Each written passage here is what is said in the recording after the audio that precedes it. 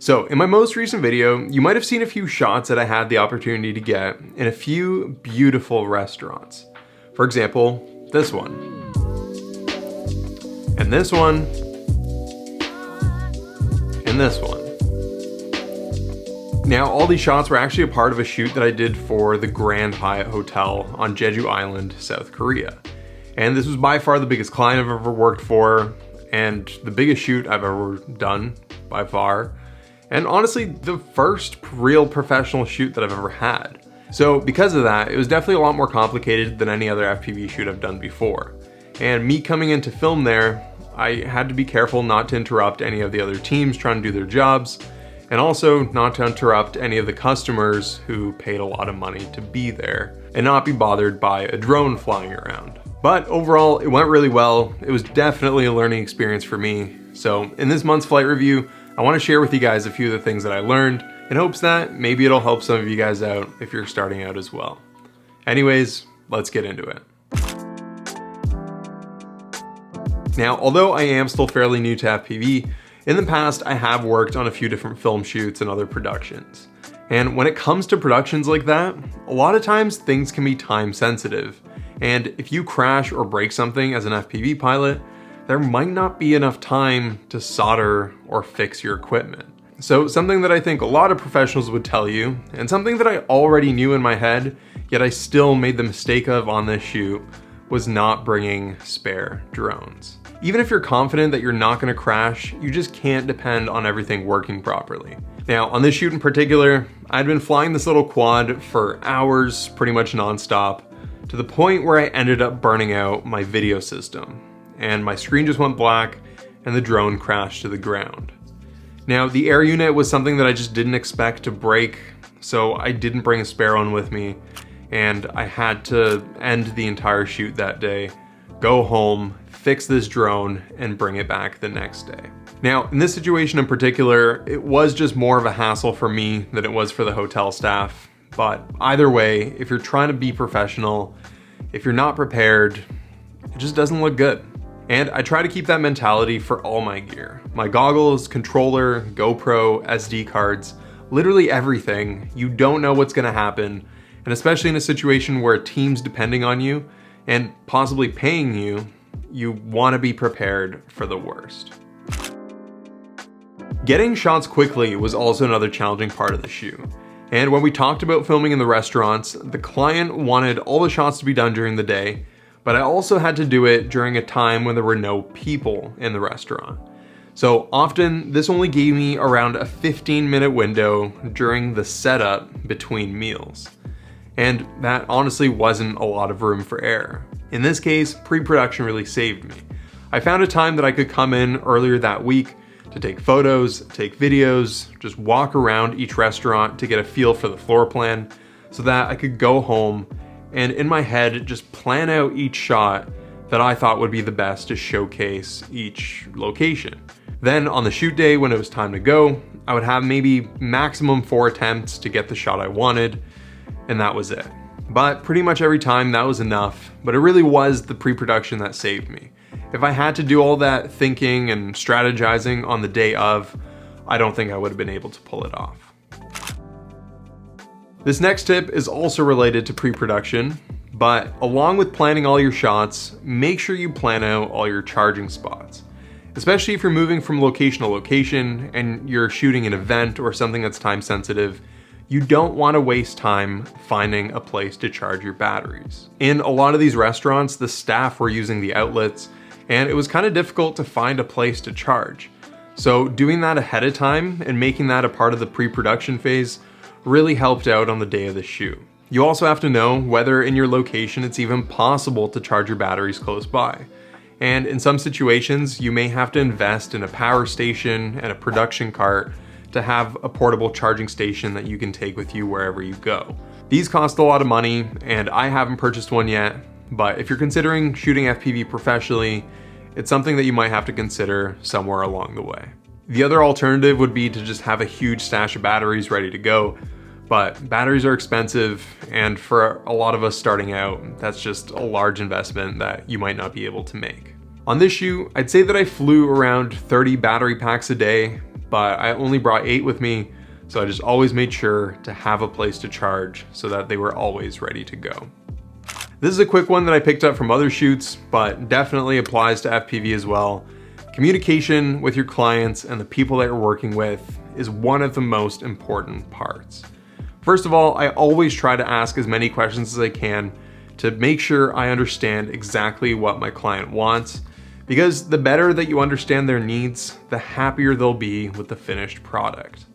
At the same time, it's important to remember that you are the expert, and if you ever feel like you have any input that might help make the product better, I always try to communicate that so that they understand what my needs are in order to do a good job. So it's as easy as that. The better you communicate, the better the final product will most likely be. Now, this next tip applies specifically to shooting with naked cameras. Because one of the most challenging things about shooting with these cameras is that they don't have a screen on the back to see what your shot looks like or to change your settings.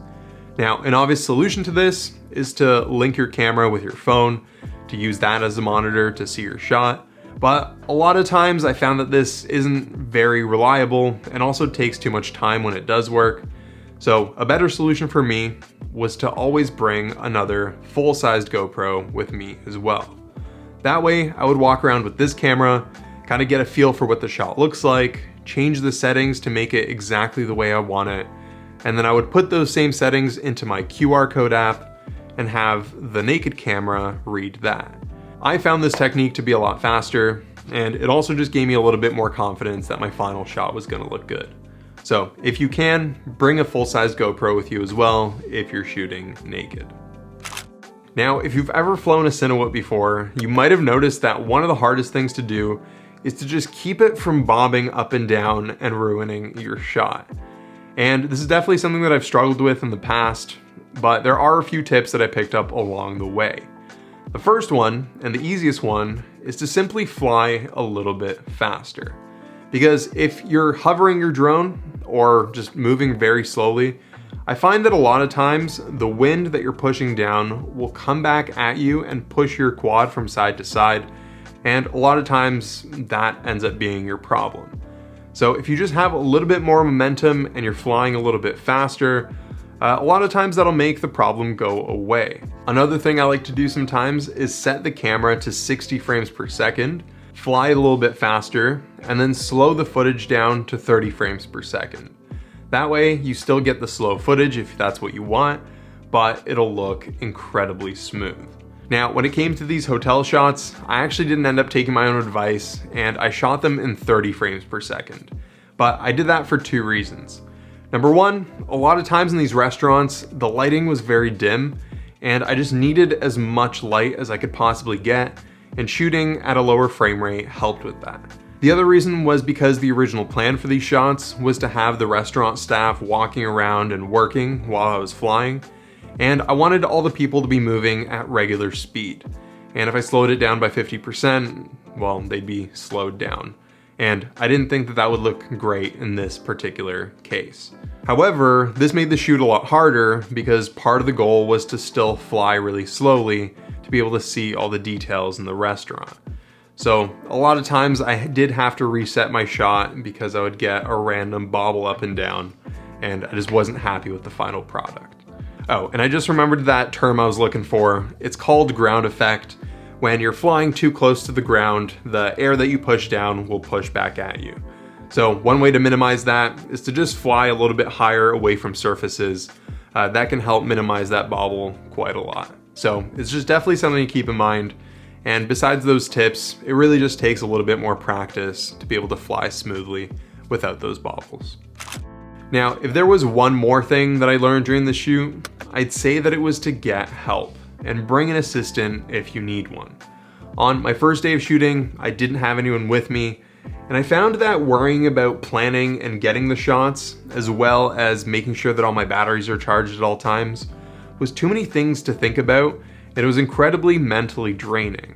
So on my first big shoot day, I decided to bring my girlfriend with me, and I just taught her how to charge batteries, which honestly, that one thing just lifted a huge weight off my shoulders and it made me a lot more effective at getting the shots that I had to get. Now, we ended up having a good time, and we enjoyed some complimentary dinners at the restaurants, but remember that you can also charge your client for the assistant's day rate as well. So if it's gonna help things move more smoothly, it could be a worthwhile thing to consider. But anyways, that's pretty much it. It was a lot of work, it was tough, but I was pretty happy with the shots I ended up getting. And I am pretty interested, if any of you guys fly FPV professionally, I'd love to hear some of your favorite tips and tricks in the comment section below.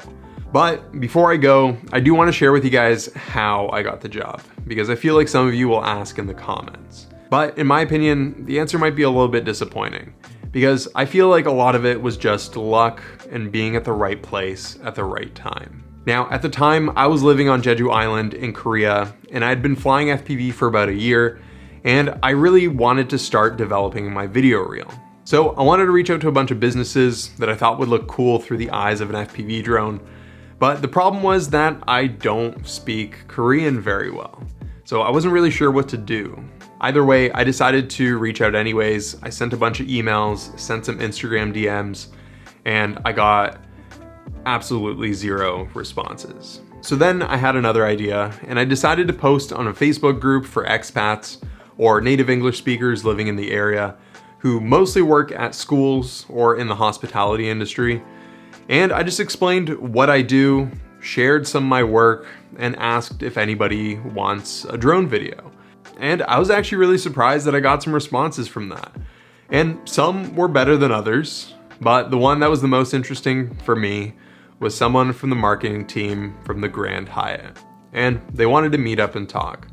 So I just set up a meeting with them, and that was it. They really liked the cafe shoot that I showed you guys in a previous video, and they wanted something similar, so we started talking and just went from there. I think the most important thing is just putting yourself out there and talking to as many people as you can. FPV is still so new, and so many people are hyped about it that the opportunities are there. You just gotta go out and look for them and start building up your portfolio. But anyways, thanks again for watching this video. I hope you learned something from it. As always, I appreciate every single one of you guys for watching, and I'll see you guys in the next one. Peace.